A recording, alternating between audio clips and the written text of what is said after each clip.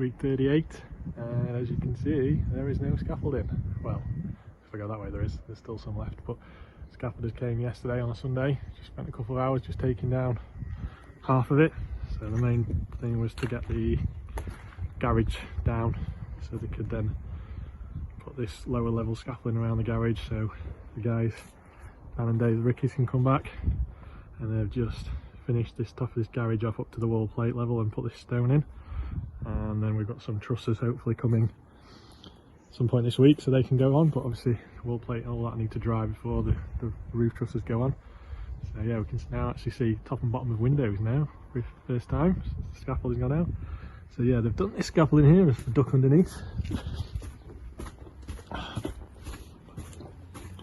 And took down scaffolding up to there as well, so you can see there's still quite a lot to go, get taken down on that side.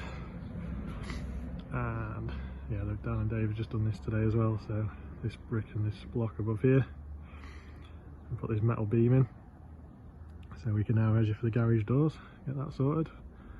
And you can see where the roof's going to go up here, across a bit, and then down to the corner, so really finish it off. I'm going for the same tiles on the roof. And we've also had the guy fitting the windows have been to measure, and he said that the porch is going to have to come down, so that'll be the first big demolition job on the house. That'll have to come down, which will give a bit more space there anyway. And I'll just have to move the front door inside the house. But yeah, there's quite a lot happening, even though there's nothing really happening after last week. But yeah, it's just good. Dan and Dave have been filling in a few of these holes as well where the scaffolding's gone into the house. And we've also just noticed up there there's a blown brick, so we'll have to get that one cut out and replaced. And one thing I did forget is we did take a risk potentially putting the stone on the bay windows, and just after the scaffolding was gone we did notice that there has a bit of chip there. So they've obviously chipped it, dropped something on it or whatever. So we're just waiting, get it all down, and then we can decide what we're going to do with that. Would that annoy you or not? Don't know. But apparently it annoys Kaz, so she wants it changing. So we'll see how it looks like when it's had a chance to sort of change colour a little bit, see if it still bothers us. Yeah, that's the only thing any damage we've noticed, I think.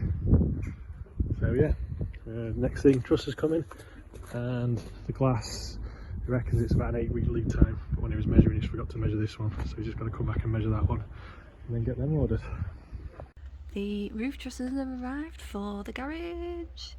I have no idea why. I thought there might be more than this. I do not know why. It's just a garage. But yeah, they've arrived, so hopefully they will be going up at the end of the week. The mortar and everything should be pretty dried out for the brickwork and the stone heads on the garage that was done the other day. So yeah, all good. So we're just going to move the roof trusses and put them near the garage, ready to go up later.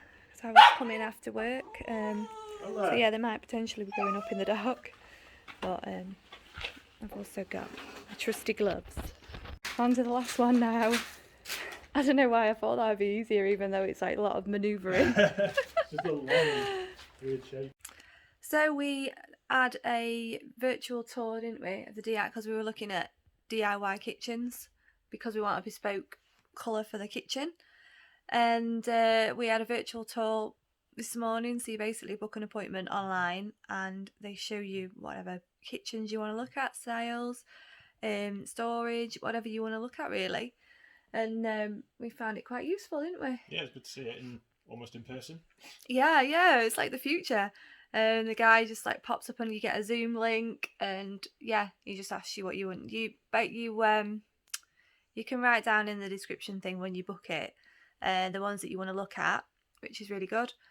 So we like the Helmsley bespoke range, which is like an in-frame, so it looks like a bespoke kitchen, and it's a shaker style. So it was quite good getting some advice. To us the door thing, didn't he? Because we had a sample door arrive, and it wasn't in frame. It looked a bit weird. We couldn't quite work it out. What was the frame and what wasn't.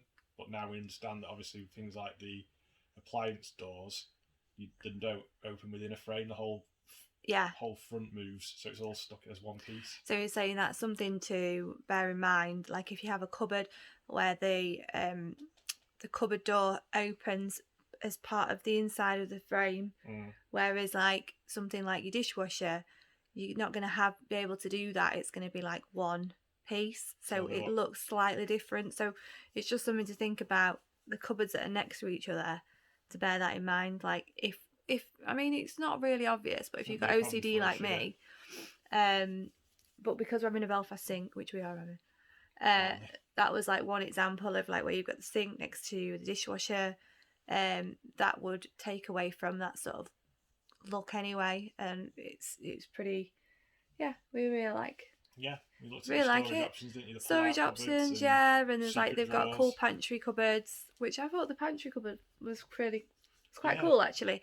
It's like you opened it up and normal shelves, but then at the sides they're little spice racks. It did actually look kind of like a pantry, but in a cupboard. I love a spice rack. I love my mixed herbs. So I've got to rest my phone. My phone's so heavy. So we found it helpful. There's like a price change. Is it the 10 days or something? 10 days time. So if you are thinking about getting a DIY kitchen, you can order it before that date. Even if you don't need it for a while, you have to pay in full though, but you don't have to worry about the price change then. But we don't want to pay for ours yet. We're not going to need it for a while yet. So that's good to know though. And the other really good thing was even though it's like they don't do a design service or anything, they do have technical people. Once you've done your online design, you send it to them and they actually check it for you. Yeah, that's really good. They tell you sort of anything you're missing, anything that won't work, and also if you tell them what appliances you're going to have, they also check them to make sure that they will work with the cupboards. So that's really good. And they were saying another thing to think about if you want to go for because there's two different height options. So if you want to go for something that's the full height, we are. Depending on if you've got say standard ceiling height, he said that you would have to like put them in place without the feet on, and basically like, how do you say to do it? Like it's like put them in on a jack them up. Jack them up, to get the feet on. So put them in place, because they said that they've had people where they've like gone through like the ceiling and stuff like that, trying to get them in place.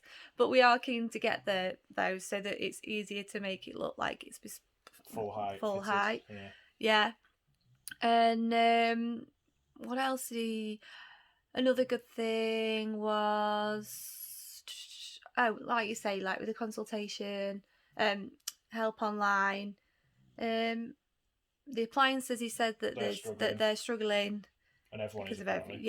So he said if you can get them elsewhere, look into that. And like handles and things like that, they're struggling. If they're available online, they're available, but you might be better off getting them elsewhere potentially as well. Things like that, which we quite are happy to look around anyway for handles, because I quite liked antique brass.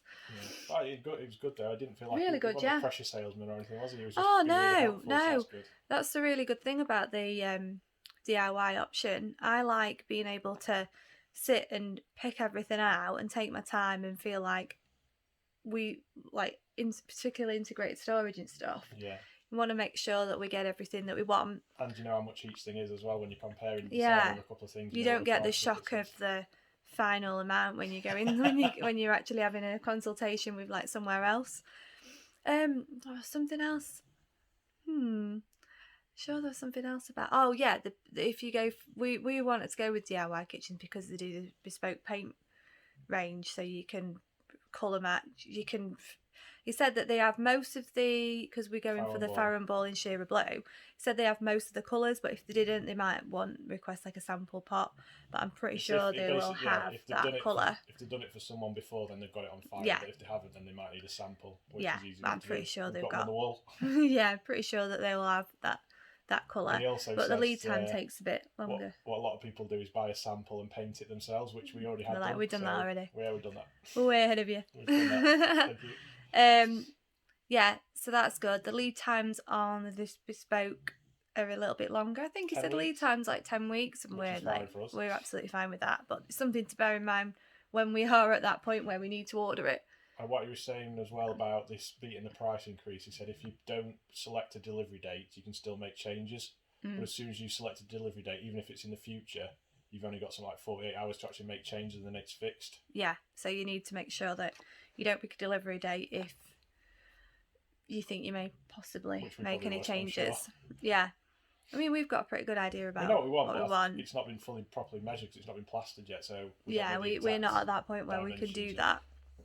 Yeah, so we just thought we'd mention that in the video. And the scaffolders finished off taking the scaffolding down this morning. It was literally like 7:30. We didn't, because they've been so terrible with communication and everything, that like we didn't have a clue they were coming this morning. So we just heard like loads of noise outside at 7:30. I was like, oh, I mean it's absolutely fine. Obviously we're happy. It was great to see it all down now. Yeah.